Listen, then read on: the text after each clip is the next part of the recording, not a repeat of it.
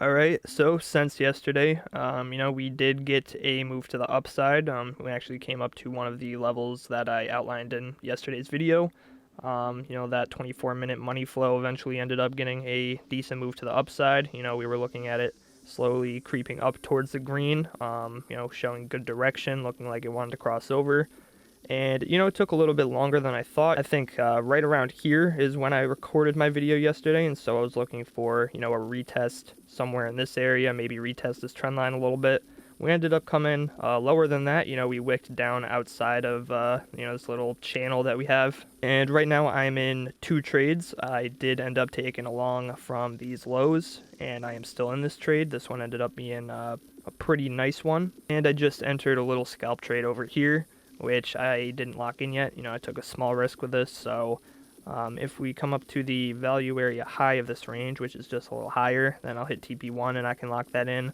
If not, I got a small risk on this. But let's go over this long that I took down here because, that ended up being a really great trade, even though when I went to bed last night, I wasn't super confident in it. When I woke up, we had come up to hit some of these TPs that I had set at these significant levels. Firstly, price came down to a zone I was watching, the area between the golden pocket and the 786. We actually came down and front ran the 786 a little bit.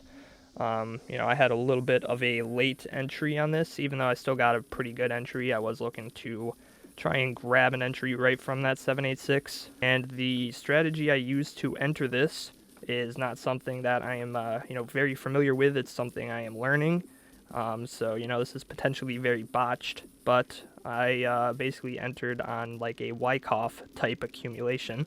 And I, really do not know much about Wyckoff models or anything like that.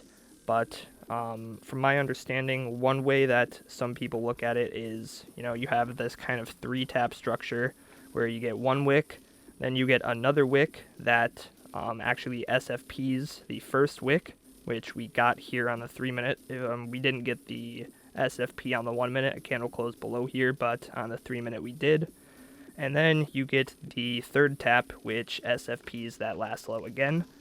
And if I really zoom in here, you can see that we did get that third SFP very slightly. And, again, I'm still trying to, learn this kind of stuff. I'm not very familiar with it, so I wasn't super confident in the trade, but I decided to take the risk on it since we saw that last SFP. We were also seeing some divergences on Market Cipher as we put in that last low. Momentum getting higher, money flow was increasing. So that was pretty much the strategy I used to enter it. Maybe there's some reason that this doesn't fit the model that you would say. I got Wyckoff Model 1 Googled right here, and, obviously that doesn't look much like this, where, you have SFP, then solid structure, another SFP, solid structure, and then, whatever this is, you kind of get like a deviation before going back down. But I was more focused on the sort of 3 wicks and the SFPs. And I mean, it worked in this case. And, again, really the only reason I traded that strategy there was because it was, inside of a larger area I was watching for potential support.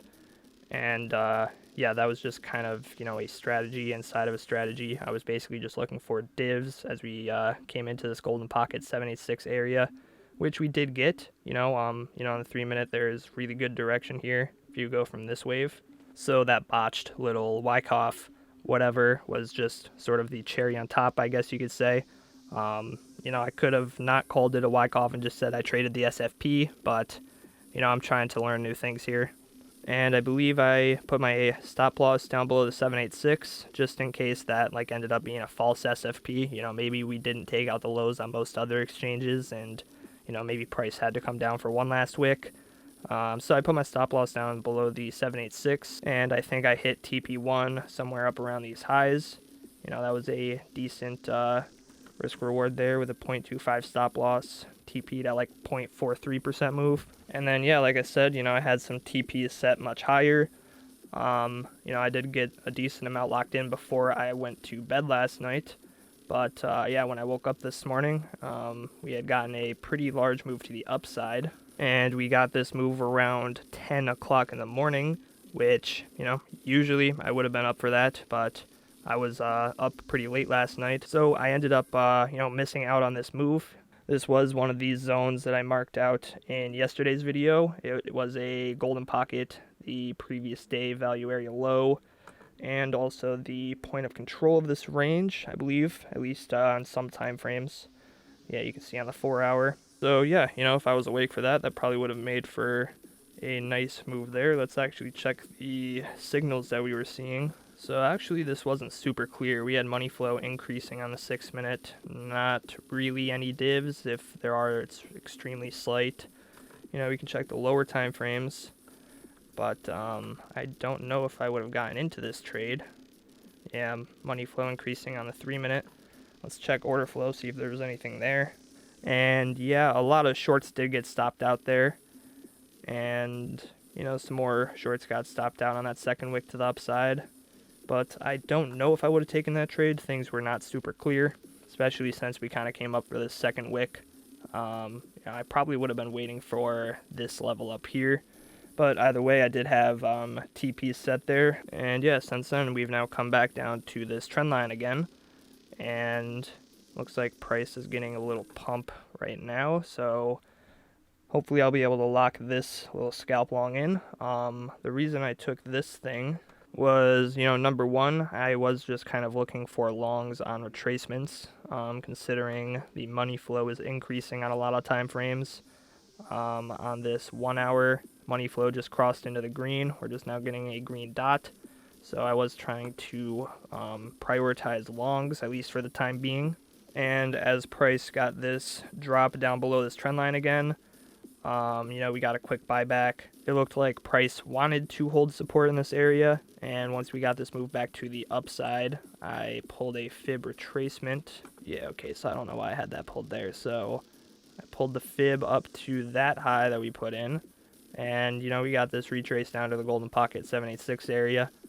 And on order flow on Coinalyze, I ended up entering like somewhere up here once we started getting another move to the upside, basically because of what I saw on order flow in this section. So, we got that wick down. We saw some longs get stopped out, CVD coming down, open interest decreasing. And then afterwards, we saw as price was making higher lows here, as price was increasing, CVD put in another lower low with the open interest increasing.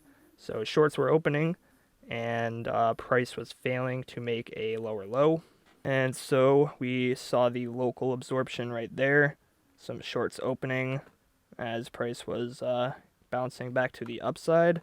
And then as we got that move into the golden pocket 786 area, we saw first CVD increasing with a decrease of open interest, so shorts closing out, and then two large increases of open interest with those two candles, and overall CVD trended up, so more longs opening than shorts. And you can expect both of those things to pressure price to the upside.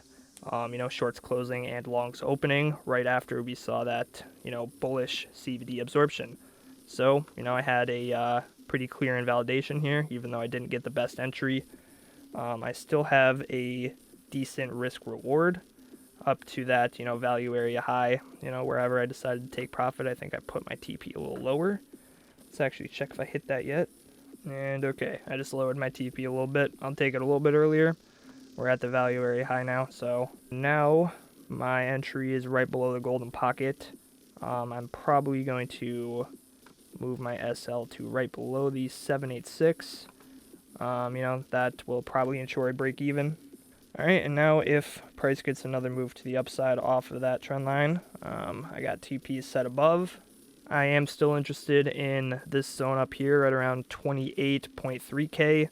This untapped daily, the 786 is also at the top of the box, and it's a value area high depending on what time frame you're looking at. So that up there is probably the next level of resistance I'd be looking towards, and maybe we can get a nice short trade if we see confirmations there.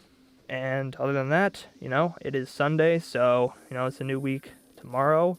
Hopefully we'll get some more volatility. Hopefully it's another good trading week.